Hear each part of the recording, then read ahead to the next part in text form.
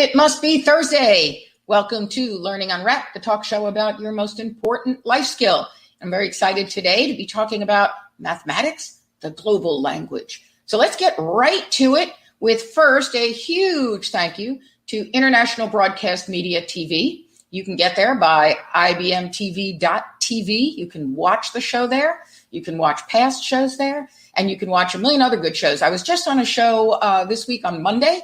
It was called Economics Monday, but they were talking about higher education and how we can build or how we need to build financial fitness in students K-12. So that was fun, and I was on that show. So definitely an awesome network. You've got to go and check out all the shows. So, but let's get back to this show. I'm going to bring in my co-host, who is a woman that I've worked with for a number of years now, a former middle school math teacher, who is now our IDE Corp's Director of Client Relations, Nicole Koch. Hello, everyone. Hi, Nance. Good to see you. I love the sign. Good to see you. I love the sign you always have behind you. Golden cross them. So that is my motto. We've got some, and you do it too. So we've got some really cool guests. So let's get them on so we can start this great conversation. Our first guest, I actually found on LinkedIn and then, got talking with her. Dr. Rochelle Gutierrez is a professor of curriculum instruction at Illinois University College of Education. In her former days, not too former, I imagine, she was a Fulbright scholar. She focuses on issues of identity and power in mathematics education and the need to rehumanize mathematics. She also builds upon indigenous principles and has argued for a new form of mathematics where humans are no longer centered. So, Rochelle, I'm going to be asking you about this form of mathematics referred to as living mathematics. She is the editor of a collection of research. I have that over here. A collection of research studies. I never do this part right. Called Rehumanizing Mathematics for Black, Indigenous, and Latinx Students, which is published through NCTM, the National Council for Teachers of Mathematics. Please welcome Dr. Rochelle Gutierrez. Hi. Hi, Rochelle. Great to be here. Thank you for having me. Good to see you. It's good to see you. Thanks for being here. So, Rochelle, I'm just going to ask you, what's one thing that you learned this week? So one thing I learned, maybe a lot of people are starting to get interested in murmurations of starlings, people who take those photographs of the starling formations, the birds that are all kind of in swarms almost over, often they're in Denmark and Sweden that those pictures are being taken from, and they look really beautiful. And I think one of the things that I learned was that the only way that photographers can actually capture this is when those starlings are being under attack. So it's when they have predators. So when we look at these images and we're thinking, oh, how beautiful, look at the way they're dancing, look at the, we also have to say and look at how resilient, that all together as a pack, they're learning how to avoid this predator. They're learning how to create holes. They're learning how to dodge things. They're learning how to, so I thought that was really interesting because I think I had only really thought about the beauty of it and hadn't thought about the resilience. That is very cool. I often hear about that. I live by the beach and you'll see fish jumping out of water. And I remember when I first got here and I'm like, look at the fish jumping. That is so cute. And it's like, cute. That usually means there's a shark behind it. Oh, hadn't thought about that. Well, Rochelle, it's great having you here. And I look forward to discussing some of these, interesting facets from the book. So let's get in. We have two math teachers who are going to be working with us. So Rochelle, you're out in Illinois. We're now going to head over to South Carolina, where, for those of you who know our Director of Educational Equity, Shanae Buford, the next guest is a colleague of hers. They used to teach math together. Kimberly Jeter is a lead teacher at the School of Zoological and Botanical Studies Magnet Program. I love that. At Longleaf Middle School in Richland School District 2, Columbia, South Carolina. She is a lover of middle school mathematicas and, quote, all of the stress, drama, and greatness it encompasses. Love that one. She's presented her work and served as session facilitator at national conferences, including ASCD, Association of Supervision and Curriculum Development, and AMLE, the Association for Middle Level Educators. Never thought that was that hard to say. She is also a rotating adjunct professor at Columbia College in the College of Education. Please welcome Kimberly Jeter. Good evening. I'm so excited to be here. How is everyone? Great. Good. Very good. Thank you, Kimberly. Yeah. So I'm going to throw it your way and ask you, what is one thing you learned this week? Well, I definitely learned, or I guess it was almost, sometimes you're in this constant stream of learning and then something just clicks, almost like when you have your students. And definitely this week, the difference between being ready and being prepared and understanding that process. We can say mentally, like, I'm ready to do this. I'm ready to do this. And then you get an email from Nancy Sulla. And then you're like, wait a minute, am I prepared? And then you're like, no, I am prepared. So I'm excited to be here. So I definitely love when readiness and preparedness come together. So I'm excited for this evening. So I can't wait to learn and grow and hopefully make some connections and just bring it back to my program that I lead. That's awesome. Wonderful. And I love that readiness and preparedness come together. Yeah, such a great growth mindset. We're going to find out if our next guest is ready and prepared because he's coming to us from Thailand, where it is 5:00 in the morning. Everyone in his family, including the dog, is still asleep. Manish Verma is a math teacher at Concordian International School in Bangkok, Thailand.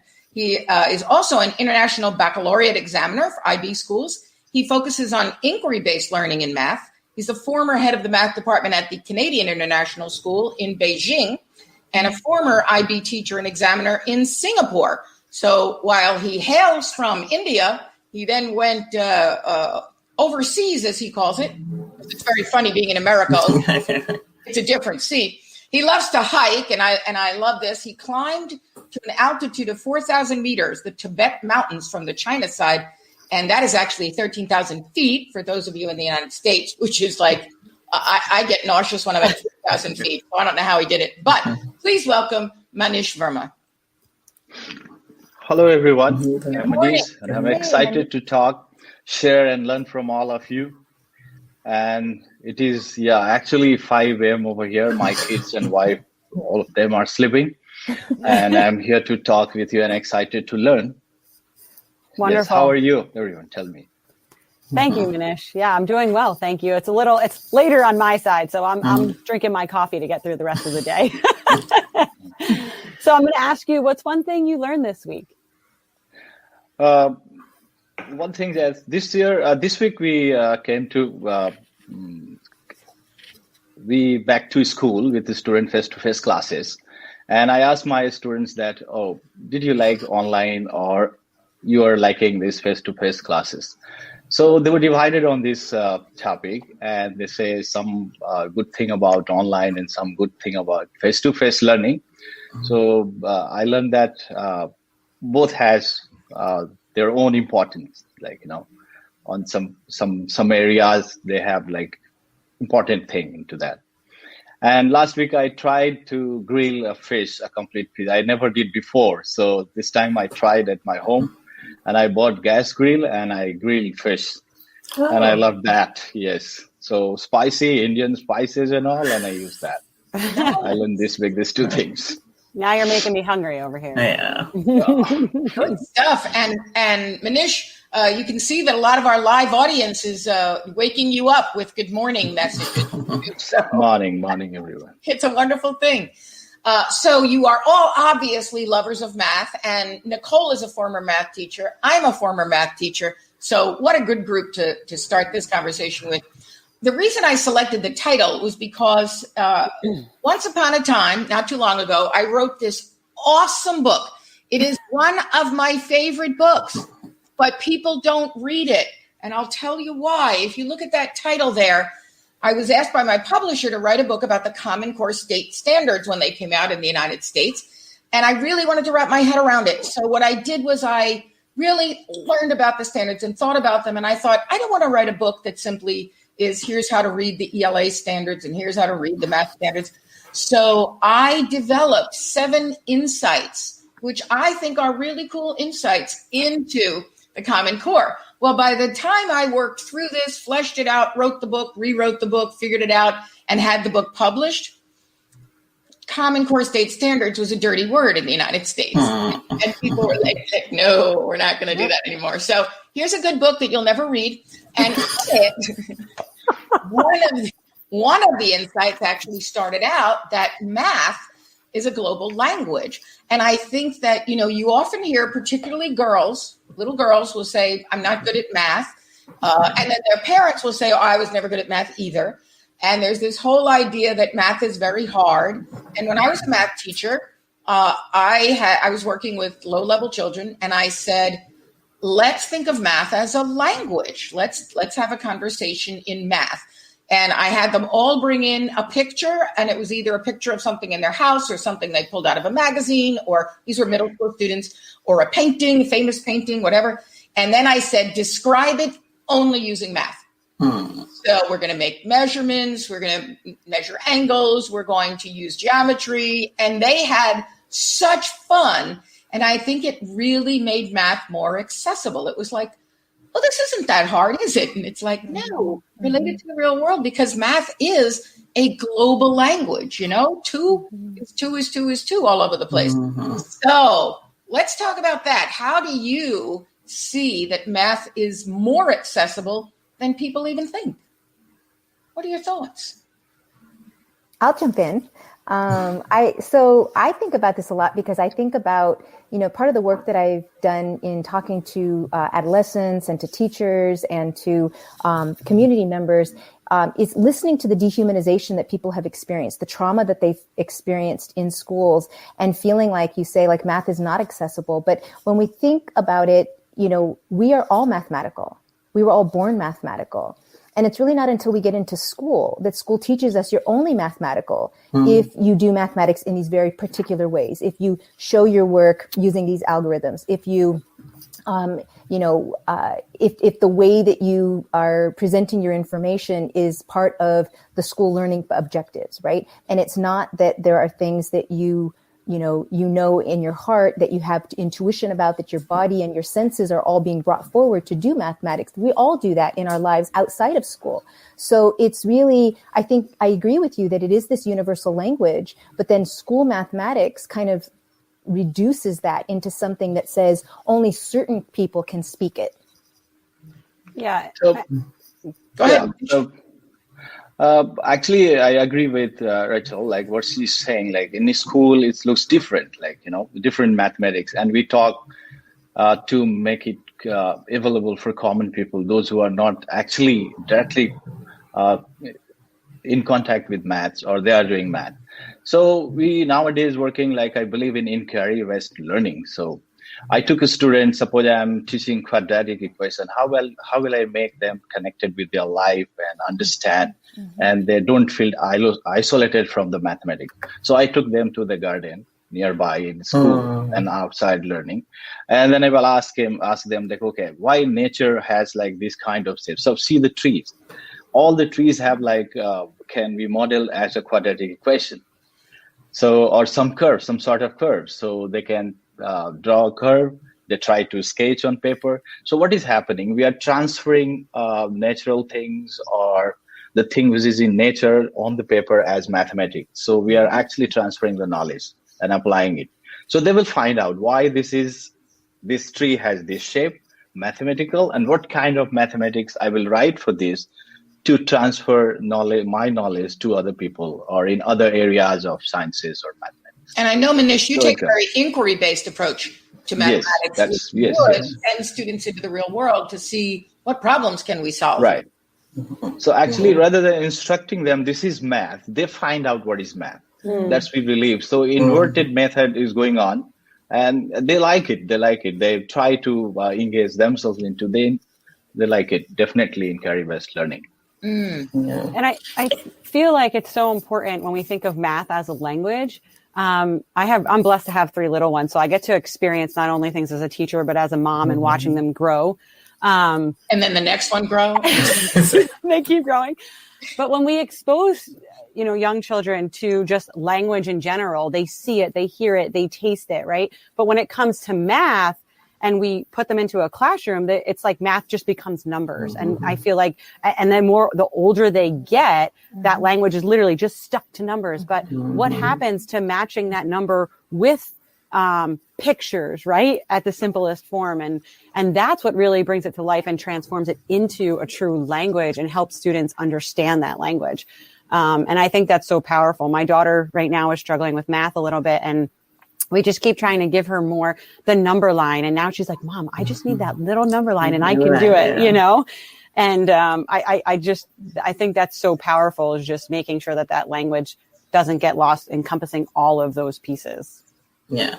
And I agree. I think the common thread that I think I hear everyone saying is that connection to the math and knowing that you can do it, and right along with that confidence piece. I remember when my nephew was small and I would see my sister just feeding them like little Cheerios, and they're counting and they're doing this thing and everything is great. Everything's fun then when you're counting Cheerios. And it's like, well, there's the math, there's no difference. But I think when we get into school-based math, it's fit into this little box. We want to put math in a box, and it's so not. It's one of the best lessons I think I ever taught was doing the dab, but using the Pythagorean theorem to see who had the best dab. And I literally was going through Twitter and I'm like, I can do this with my kids. My kids, even the kids that can't even say Pythagorean theorem, can do this. So we go outside, we had teacher volunteers.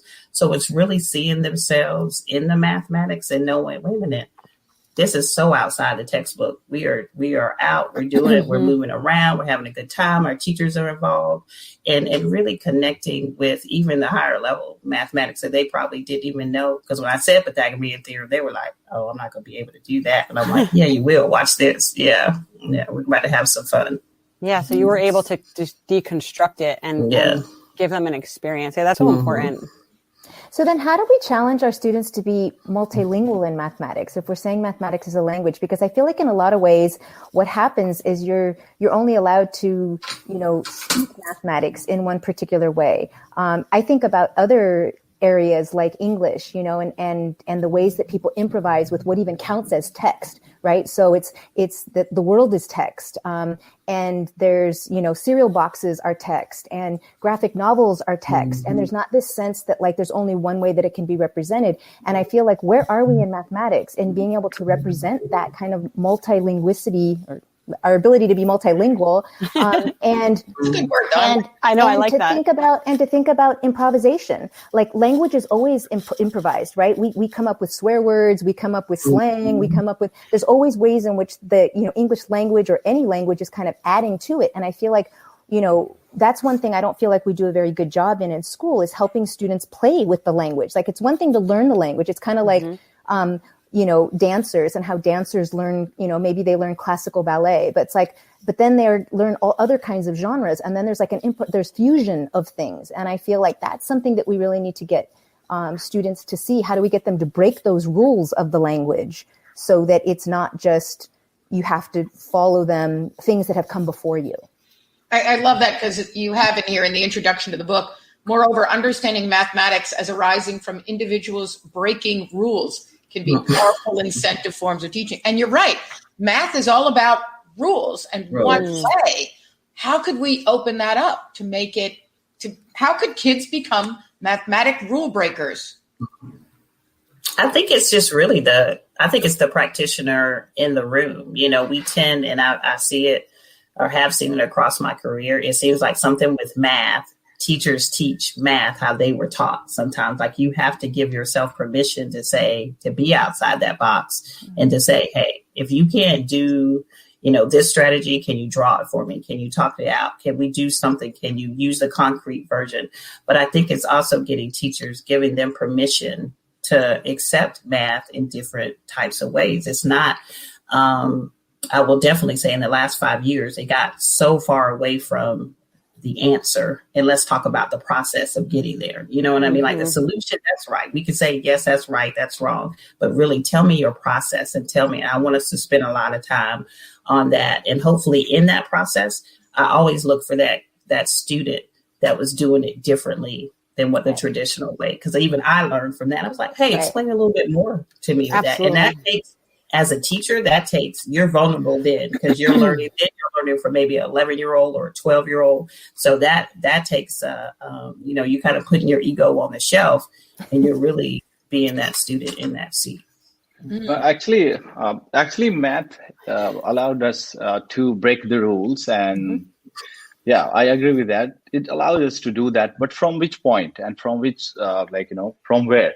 because every language, they need some certain grammar to carry on. Yep. They need syntax to carry on. Yep. If you will allow them to break like as they wish without any basic or basis to start from, that it's going to confuse everyone. So we need a certain to work on like alphabetical orders of mathematics, something like that, other languages. So what is different? Basic difference I see why it is global and different from the other languages. People feel that I can't express my emotion in mathematics. I can't be poetic. I can't sing it.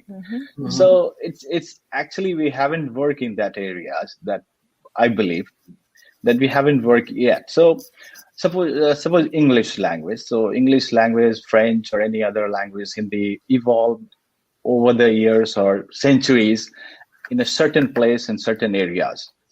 So and within some sort of societies, and after that in communication time like now, mobile, TV and everything, the languages are traveling and they're adapting other words from other languages and becoming richer and richer, right? So they're evolving. They are not same they were before 100 years or 200 years back. So the same way we cannot rule out that the mathematics won't be mathematics will be restricted like that and based on very strict and only for mathematicians or mathematic people, those who know mathematics.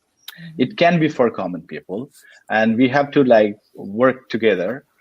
And mathematics has been actually evolved across the globe. That's why it's known as global. We say confidently how it has been evolved like that. I will give you an example for zero. So we saw zero first of all in Mesopotamia sometime in BC. And then in 5th century, half of the 5th century in India, then it traveled to the Cambodia, then Arabic countries, and now we can see zero as it is. So it has evolved. So everyone has right to see that zero is mine. So it's a global. It's not like English or French or something at one place. It has been. I can give another example for Euler's number, Euler's number. So actually they have studied Euler's number from compound interest to this E, simple E, for 150 years.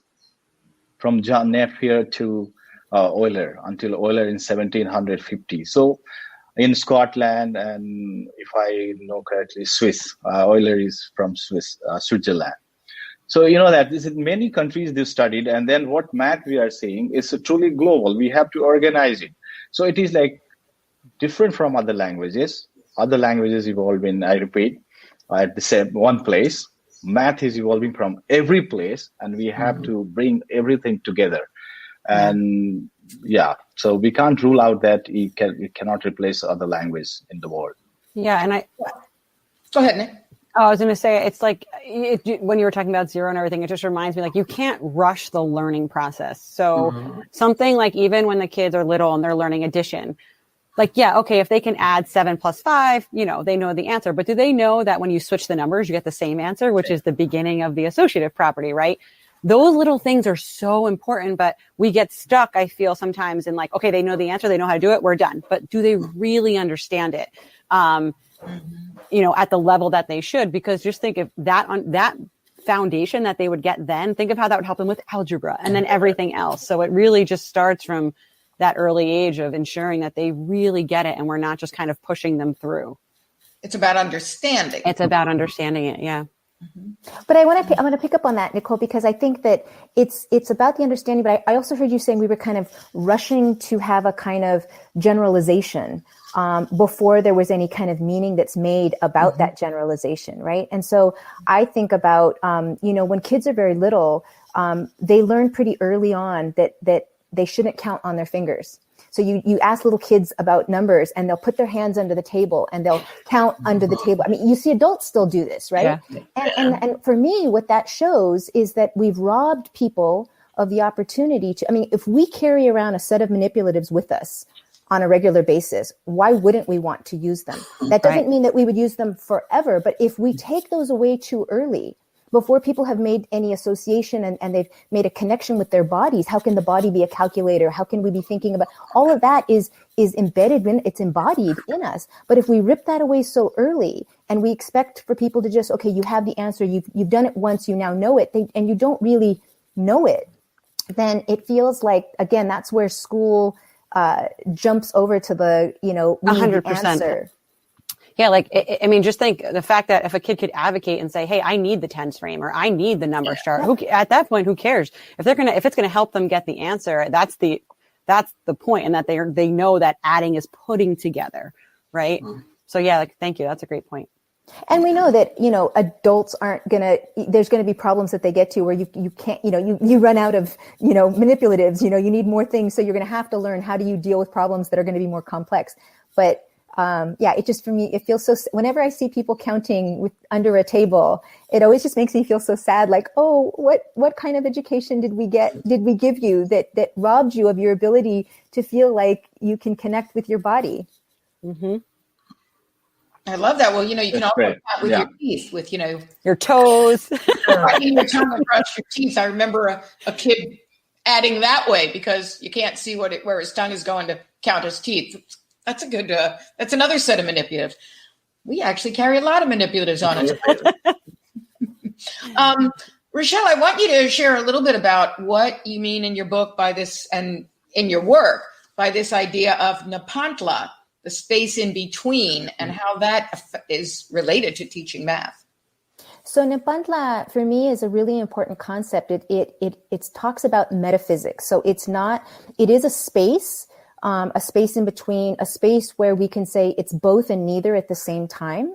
And it comes from metaphysics. It's Aztec, and it comes from metaphysics where we recognize that we are constantly in motion. So we're never singly in one place. We're always in one place moving to another place. And so it honors the fact that we're all in relation, and that that there's a kind of complexity and uncertainty in our worlds. So for me, Nepantla, by saying, there's a both and a neither in everything, it gets us away from, in mathematics, I feel like there's a lot of emphasis on binaries. So something's either even or it's odd. Something's either correct or it's wrong. Something's either, we get into all these like distinctions. And yet when you ask mathematicians, there's a lot of uncertainty in mathematics. We just don't tend to show that to students. And so how does Nepantla help us see the both and neither at the same time? Help us see how can a number be both even and odd, maybe? Like how could you conceive of it in that way, right? And again, it goes back to this idea of following rules. If students are conceptualizing things and they think everything is supposed to be neatly defined, which mathematics is not, then I think that they don't end up owning some of that mathematics. They don't see themselves as being able to be authors on mathematics. When something feels uncertain, they think somehow I'm wrong, this is bad, rather than, maybe I'm onto something. Maybe thinking that we're not in two-dimensional space and that we're actually in three-dimensional space would get me to non-Euclidean geometries, which, maybe somebody who would think, oh no, it's either this thing or this other thing. They would say it's either right or it's wrong. And they would just give up, like, okay, clearly I'm not doing the right thing. And I got thinking about, could we have students honor Nepantla in the learning process of, I'm not there yet, but I'm in this space between not knowing and knowing where I'm headed with math. Because I feel like children are beaten up every day in school over not getting math right. Kimberly, talk about that. I agree with you, Nancy. I mean, I would even say, let's talk about that. Let's reflect on that. Students should be able to verbalize their process of their learning. It's okay not to be there yet. And I feel like we are all there at one time or another, that what's our learning target? How do we determine mastery? Sometimes I'm a little fuzzy on that. Like, how do you know, do you have to be 100% masterful on everything? Is 70% masterful? However you, I guess, quantify that mastery. And I think, what is masterful? And I think it's okay for students to be a work in progress, to go on to the next thing. We should not constantly wait and say, okay, well, no, we can't go on because you're not ready. Well, you know what? And maybe that next thing and the next step that gets them to go further on in their mastery. So I think we've got to be flexible with that. And I think that comes with the experience and really seeing the connections between what we teach and how we teach it. And again, being brave and courageous enough to do things a little bit differently. Yeah. And when they do master it, oftentimes you see those are the students who, okay, they can do word problems, right? That's like the next level, or they can do more of these problems. And then they, I feel like, are the ones that actually miss out on a lot of the visuals and manipulatives. And then it's the students who need help are really getting that. But isn't it powerful for all of them to really be exposed to the inquiry and the tactile and all of that, and giving them the option to really explore that further? Yes. So Rachel mentioned inquiry. So, so if you want to she's saying like this, we should not stop them. Okay, you don't know and you do not understand this, so you should not go in next stage to learn the math. So that's we can come out of that idea of mathematics to giving them grade and that stage. I totally agree. So how we do that actually? We don't grade them like, oh, you solve, multiply, you found the square root, then you are no mathematics. We are stopping gradually that we are working on that actually as a teacher. So we give them a broader stimulation to come up with their ideas. So we don't say in classes, oh, I'm going to teach you today and this is formula written on the board, memorized, and you are going to solve these many questions next test. No. So we just create some stimulation. I was teaching in grade 11 HL math higher level, and there was a topic called mathematical induction. And it was very hard to teach because it's very abstract. Like, you prove for 1, then you prove for n, and then you prove for n plus 1. And the students were really memorizing rules of induction method. So I tried and I tried. You can see that video happening on my Twitter handle, So I created a task inquiry. I did not say what I was going to teach. And I asked them, okay, you have a task you are going to buy a ticket in a cinema hall. And your number is suppose 10. First person is there at the booking and 5% behind you.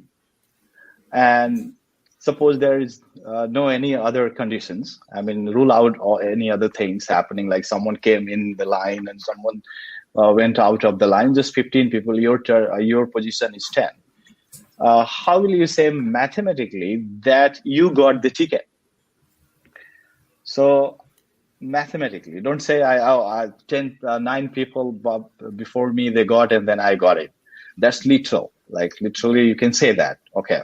How will you say mathematically using logic? So there was no numbers. There was nothing in that task. They had to think something like in sequence and create some logic and say they were higher level students. I'm not saying about kids of 3 or 4 grades. This is for age group of 15 and above, 15 to 18. And it was very simple to understand. At the end of the period, they were able to understand clearly that what was induction. So I said, conclusion was the first person got the ticket means sale of ticket starts. It's simple logic. Yeah. First thing, right? So first person has to get that. And our mathematics book says prove n equals 1 true. If there are n number of things, then n equals 1 equals 2. So how n equals 1 is true? Because first person has got the ticket. So process starts. Then only I will get number 1. Number 2, okay, I got the ticket. I will confirm when person behind me got the ticket, if nothing happened in this week. So now I got the ticket. When a person behind me has I got the ticket, then certainly I have got it. So 1, my position is n, and person behind me position is n plus 1. So these 3 makes the statement true that things are, that ticket selling is going on. So this way, math, we are changing approaches to tell them things directly from textbook. We are saying a different way, inquiry way. So we create, it's a hard work, but one inquiry takes 2 blocks, 3 blocks to go ahead, but they will come. We divide them into the group. So in this case, I can grade easily. I don't see numbers or I'm not looking for equations to be solved in my class. I'm looking for how did you understand? How are you saying? So there were several answers, so I divided class into the 4 groups and I graded them well in that period. Okay, you understood, you arrived to that, I got the ticket. You arrive on this stage that the first person has got the ticket. You are thinking in line, so you got this much. You are doing well. So we can transform all these numbers, equations, first of all, into daily life engagements and some natural examples, and that make interesting this lesson. So actually, yeah, that's good. We cannot grade Kimberly at that. Say that, oh, you don't know, you don't go in next grade. Yeah. Well, can we maybe have students start keeping Nepantla journals? What's this? Yeah.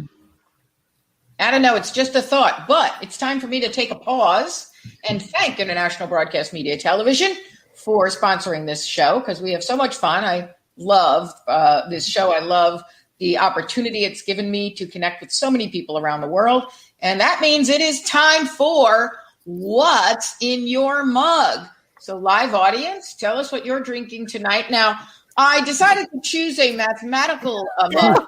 Oh, that's cool. Student's answer on a test there. Speaking of Pythagorean theorem, right, Kimberly? Exactly.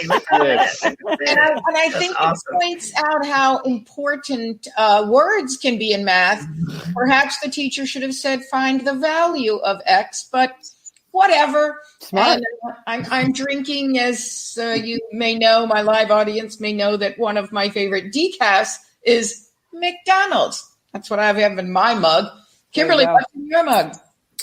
All right. Well, I have my handy dandy Capricorn mug here. I would say astrology is kind of the thing I got from my mom, but I do believe in the energy, the planets. I am very interested in that. So I got my Capricorn because I'm a Capricorn. So we are funny, ambitious, and reliable. And I have a little simply tropical juice, just juice this evening. Yeah. Nice. Just juice. Okay. Manish, what's going on over there in Thailand? I have a simple cup, and wherever we are, we take Indian tea mostly. I love coffees as well, cappuccino, but this time it's a tea, milk tea with milk and sugar, little bit sugar. I'm using my mug. Why this is important for me, and I love this mug actually. I'm using this for like 3.5 years. I never get rid of this mug. Why? In first block, if I have some tea or coffee into this, and after 1 or 2 sip, I always forget that I had tea or coffee, and I started teaching and forget. So after 1 or 2 block, it's a mug as well as a little bit thermos flask. So it keeps going hard. So I love this. Small, easy to carry and move along the class. So I love this. So you're saying that's an essential tool for a teacher? For me, at least. For me, it is. So For you me, through the day, definitely. your beverage still warm. Yes, that's why I love this cup, and I never get rid of it. It will be. So what is in your mug? So I am a yoga junkie. That and healthy food and dark chocolate. What is in my mug? My mug has ginger tea. So I love yogi tea.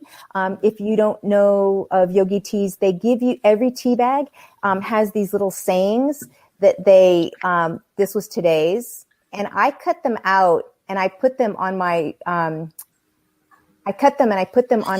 screensaver. On my cover on my camera, so that they're always like little announcements to me about things that are important. And they always have these very beautiful sayings. And so they're kind of affirmations for me every time I open up my computer, to be able to see those and to remember that I'm connected to other people. That's what yoga is about anyhow, is that, you see the light in others and others see the light in you.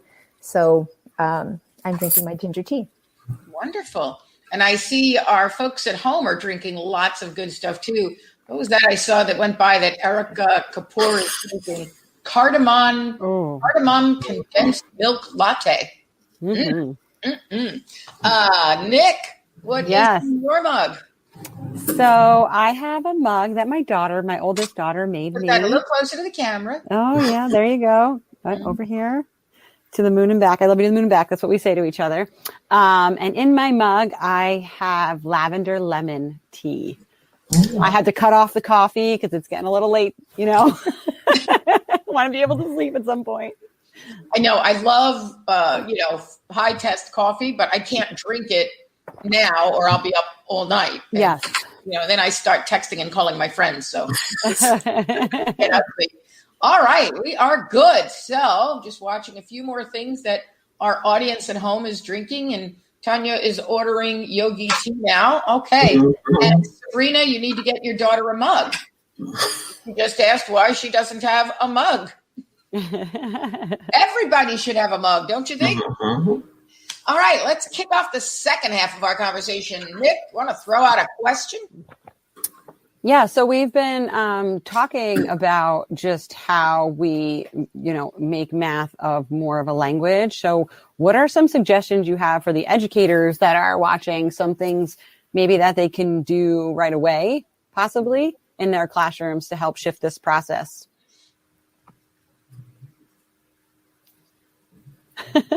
So, yeah. We're right now in that Nepantla. Yeah. So that's wait time. Actually, I told previously, math definitely is a language, but it's not going to happen very recent or in fast pace. It takes time, and it happens over it may take decades or centuries to happen, but we have to keep working in this direction. So I had a math book in Thai language, and I saw first 2-3 pages. I went through that, and I couldn't understand any Thai. I don't know Thai, so I didn't understand any Thai word into that math book. But I was able to understand clearly what was mathematics into that. So what happens? They were using X and Y, even though it was in Thai. They were using X, Y, and Y equals mx plus b, those equations. So I was able to figure out what they're trying to say into that. So actually, I understood that language. And the story behind that mathematics they solved, I was able to think about that. What would have been that story question? Maybe a different story with local heroes or someone else, but story I was able to understand clearly. So actually, mathematics is turning into a language gradually, and it's happening. It's happening. We have to simplify it. We have to work on it and make it more easier to to send it, or to useful for the common people, those who are not in mathematical field. I never suggest that think only among the mathematical community. We understand, we know it is a language. We don't debate it. So it's a debate, I believe, that for people, those who are out of this context, like if someone is in farming, someone is working in a MACD or something since start and haven't come across a very complicated math, but the simple math, 2 + 2, everyone does, right? So everyone does in his life every time. So suppose a farmer, or in farming also they use, they measure their land, they weigh their crops, and they make profit and loss. They have to keep some account in their mind, and that much language is enough to transform mathematics to make them understand. So if they do know that much mathematics, so it's happening, I believe. So I can give example from in Hindi we say no do 11 hona. No do 11 hona, 9 to 11 means cut and run in English. And if I will say my student in that language, they understand easily what my teacher is saying in these mathematical numbers.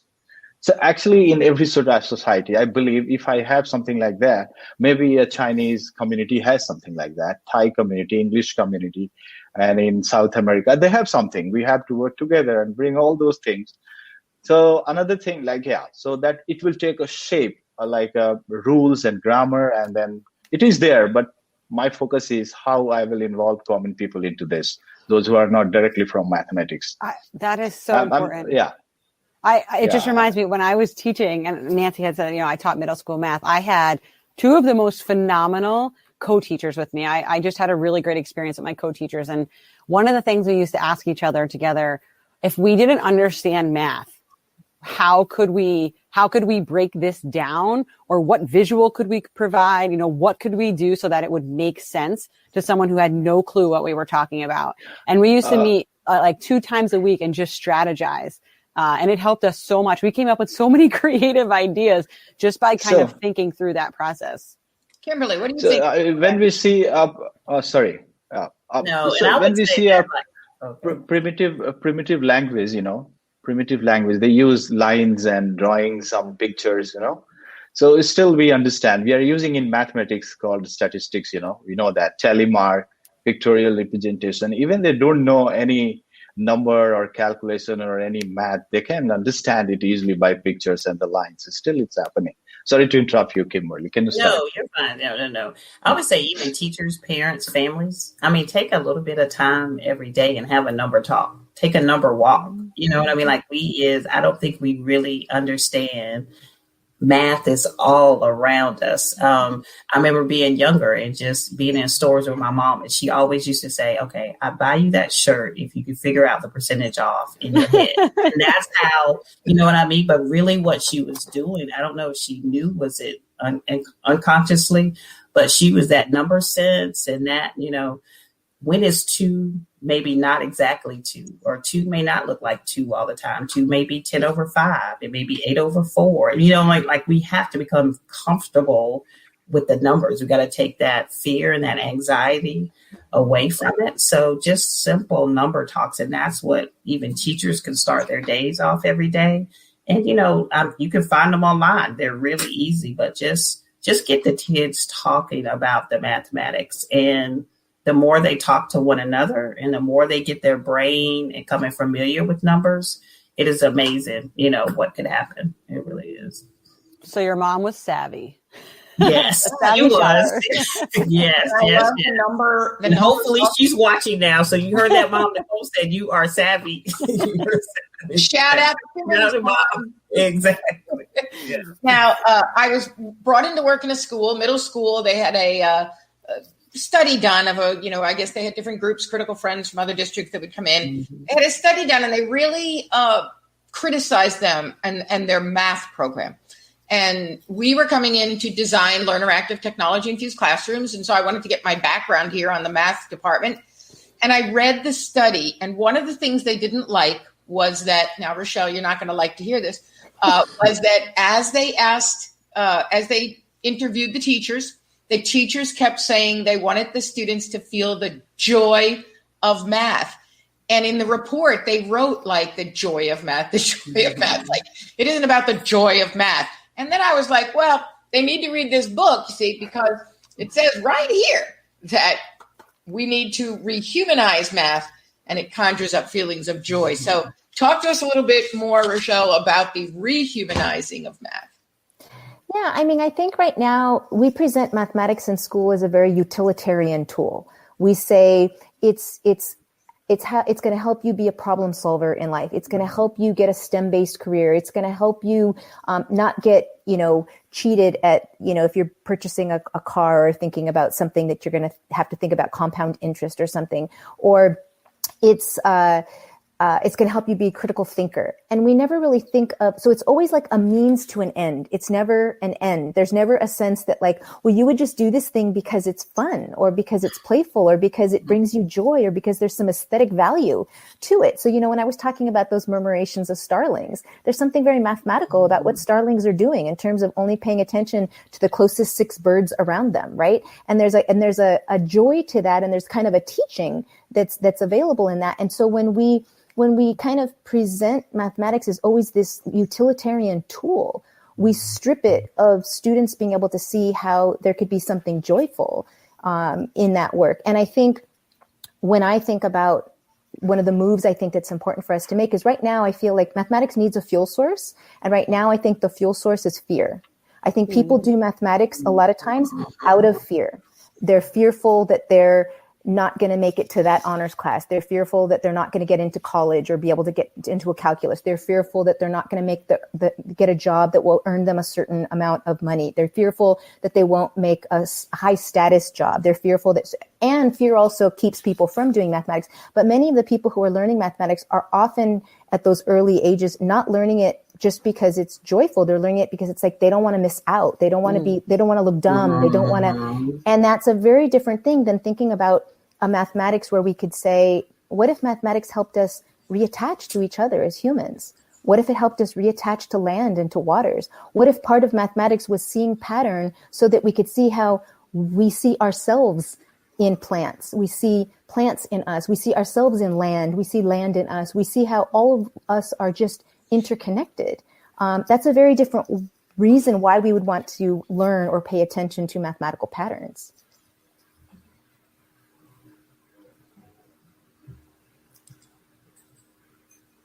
I'm not sure if that answered your question about joy, but For me, that's yes. part of the joy, because being able to say like, wow, those fractal patterns in trees are the same fractal patterns in my lung system, or, oh, those, whatever. I mean, there's something very joyful about being able to recognize pattern and see that pattern in ourselves and in others. And again, that brings us together in a connected way that's not just a utilitarian, like, this is going to help me solve problems, so I'm going to have to strengthen this muscle, which I hear a lot of teachers kind of saying.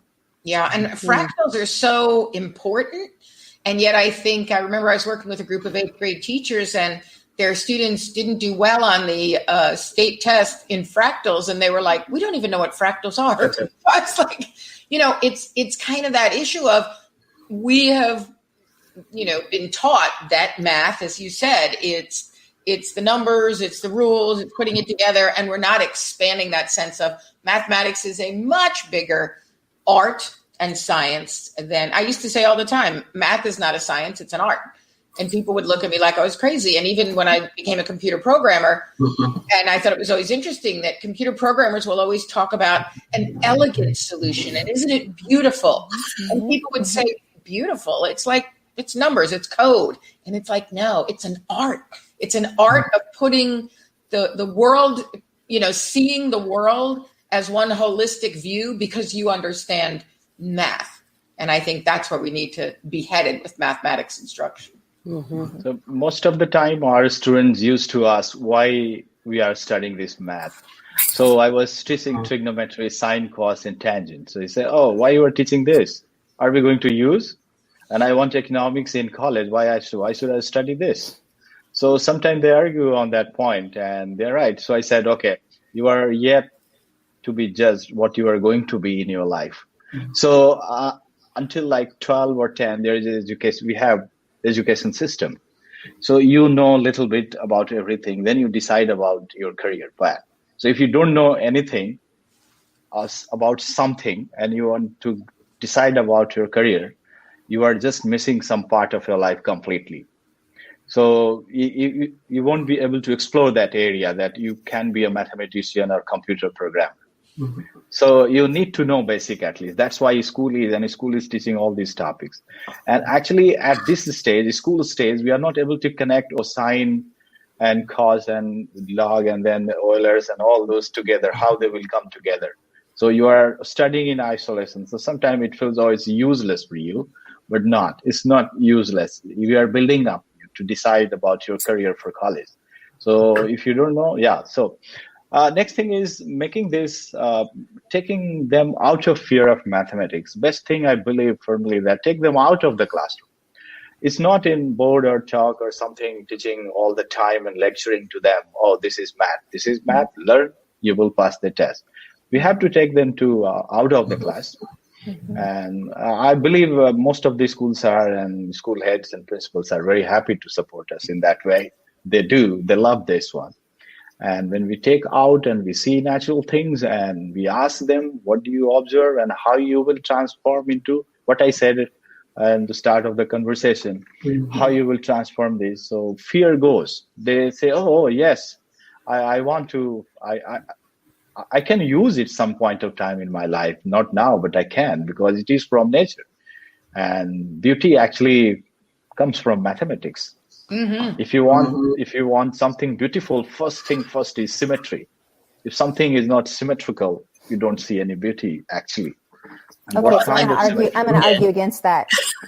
I'm going to fiercely argue against that because I think that we teach people that symmetry is what matters, what's important, but asymmetry is important in the biological world. We have to have asymmetry for protein folding. We have to have, if we have like a tree that's perfectly symmetrical, it actually isn't as beautiful to our eye as a tree that has some asymmetry to it, just like our faces, right? So I'm going to make that argument against you, Manish, because I feel like we tell our students symmetry is so important, and I'm like, so is asymmetry. I used to own an abstract art gallery of abstract expressionists, and of course, there's nothing symmetrical about abstract expressionism. It's the most amazing, to me, the most amazing art form, and the beauty is in all of that. The imperfection, right? It's exactly. In the imperfection and Nancy, can I add one thing too? I would say the beauty the beauty is in the process. Like, even if there's a mistake at the end, as Rochelle was saying, it's just the imperfections sometimes of mathematics and is there the beauty. That's where the beauty is. I mean, even if I'm just saying, for example, if a kid is solving a quadratic equation and they're plugging in all those and substituting all those numbers, it still looks great on paper to me, even if you get to the end and your roots are right. You know what I mean? Like, it's okay. So let's go back and let's look. So the beauty is in the mistakes. The beauty is in the process. The beauty is in the different methods in which you get there, the different strategies that you use. And that's what makes, I mean, look at all of us. We're coming from all different, venue and types, and we got here tonight by different ways. So I think that's beautiful. That's beautiful. Yeah, that's beautiful. That's beautiful. Someone in the live audience had written a while back, so I don't know if you'll find it, Director, but they talked about the errors. Kind of the power of looking at the mistakes, the power of that's okay. To look at what's wrong, what went wrong. And more recently, someone wrote about the fact that, it was Catherine Barpoulis, who was actually on the show in the past, and she talked about the connections to music. And when I was a director in a school district, I had taught fourth grade, middle school, high school. I'd never taught the primary grades, and I wanted to feel what it was like. So I remember telling my the person who ran the substitutes, I said, listen, the next time you need a substitute for primary grades, please bring me in because I would like to just sub for the day. So we had a second grade teacher who was going out. He knew he was going to be out, so he met with me. And it was funny because he piled up these textbooks. And he said, well, first you'll do this, and then we're going to do this, and then you're going to do this, and you're going to do this, and then there's this worksheet on adjectives and this. And of course, y'all know how I think, like none of that was going to fly. So I was like, yeah, we'll get to the same end. So I brought in for all of these. So how old are you in second grade? 7-ish? Mm-hmm. Eight, 9, yeah. And I brought in all of these different food types, and the kids had to taste them and then write about how they thought it tasted. And so they're tasting like lemons and writing about how they think it tastes. And then I gave them, I guess it was chicory. And then I taught them how to politely spit something out that you don't know. It was very cute. And we did this whole thing on adjectives. And then they had to learn like the basics of fractions. So I pull out my guitar and I start playing songs, and I'm having them singing with me. And then I'm teaching them what a whole note is and a quarter note and a half note. And, we did this whole thing on fractions. And in the end, it was really funny because the person who was in charge of substitutes, she called me up and she goes, I just want you to know your name has been put on a list never to allow you to substitute in the primary grades again, because none of the kids want to go back to their teachers. Oh, wow. And I was like, isn't that what it's about? It's so important. They don't even know they're learning, and they are learning. And that's, I think the whole, even what Rochelle was saying about dehumanizing, right, is just making it just a joyful experience and making it, happy. Yeah. Even though I broke the cardinal rule of substitute teaching. And you taught them to spit politely, but don't change teachers' classrooms. All right. Give us another nugget from the mathematical world. Who wants to share something that you want to make sure you say, because we only have 1 minute left? I want to say, don't be afraid. I'm sorry. Go ahead. Don't be afraid. I don't want us to, I feel sometimes like when we say these things about how math should change, we make it seem as if teachers alone are going to be able to do this. Like if teachers would just do this stuff, then it'll just happen in classrooms. But, we know the politics of schooling. We understand how corporate America is invested. We understand how certain families benefit from the system staying the same with tracking and things like that. And so I feel like I don't want us to leave the show without talking a bit about the politics of schooling and of teaching and what we're dealing with in our nation right now, because I think mathematics is not separate from Black Lives Matter. It's not separate from, the climate change that we're dealing with. It's not, and we have an invitation right now to really not go back to normal in mathematics. And I feel like in a lot of ways, systems are, protecting the old way of doing things. And so I don't want to leave feeling with any teacher feeling like we're saying you should just do these things differently in your classroom, because I think a lot of teachers would be on board with what we're saying, but it's like, how do I do this? And where do I fit this in Yes. when I'm asked to cover all this, when I've got strict pacing guides, when I've got surveillance, when I've got, all these other things that are going on in my school. Yeah, we need big change at the policy level. We need the world to think differently. So I think we're going to need another show. Yeah. I think there's a lot more to to pull out of this book. I would like to say, I want to give you a shout out, Rochelle, because I love that you say in here, even though in the case of the cover it says rehumanizing mathematics for Black, Indigenous, and Latinx students, you then throughout the book say, I'm going to keep mixing those up so that you honor all, and I don't want anybody to turn it into Bill, Black, Indigenous, Latinx. So the next sentence you read, and she has Indigenous, Latinx, and Black. And then the next sentence you read, and it's Latinx and Black. And that is such a thoughtful nuance that most people wouldn't even think to do. So I want to thank you for that. And unfortunately, we could go on for hours, and perhaps we're going to need a second show on this to dive deeper into that level. But I would like to thank Nicole, my co-host tonight. I would like to thank Nish and Kimberly and Rochelle for being here as my guests. Thank you for having us. I hope you will agree to come back. So thank you for being here. Yes, thank you. Thank you. We're going to take you guys backstage, and I'll be there soon. And I want to thank the live audience. You guys keep the conversation lively. I love all of the points that you put in there. So thanks for coming back week after week. I really appreciate it. And again, to Ankit and Nick and Kim, who are the executive producers of the show in International Broadcast Media TV, and Gwen Fan, who is our executive director behind the scenes, even though we have our own directors in the company now who have learned from the master, Gwen Fan, and that is Carrie and Boyd are with us. So thank you so much for everything that you do. And next week, we are going to have a group of 7 women who call themselves the Formers, because they are it began with a group of former female assistant superintendents who got together and just started having lunches and conversations, and the group has grown, and you're going to have to see these guys to believe it. So make sure that you come back next week for the Formers. And as always, the kids of IDE are going to take us off the show. So thank you very much. God bless. See you next week. And I was at school for 100 days. So I'm 100 days smarter. Go to FIT, and I use math and statistics when I analyze large amounts of data to determine buying and selling trends. I think math is fun because it works your mind. I go to FIT for visual presentation and exhibition design. I use math for dimensioning large-scale projects and programs such as CAD, and for constructing products like this one. Hi guys, it's really my birthday today! So we're playing pizza, and it's so much fun, and I'm giving my mommy some pizza. Rogi pizza! Rogi, tell them. It's doing pizza. Thank you guys for watching my video. Bye. Cornell, I've taken multivariable calculus and am currently in differential equations. While not very useful in daily life, both classes are very useful for engineers modeling real-world situations.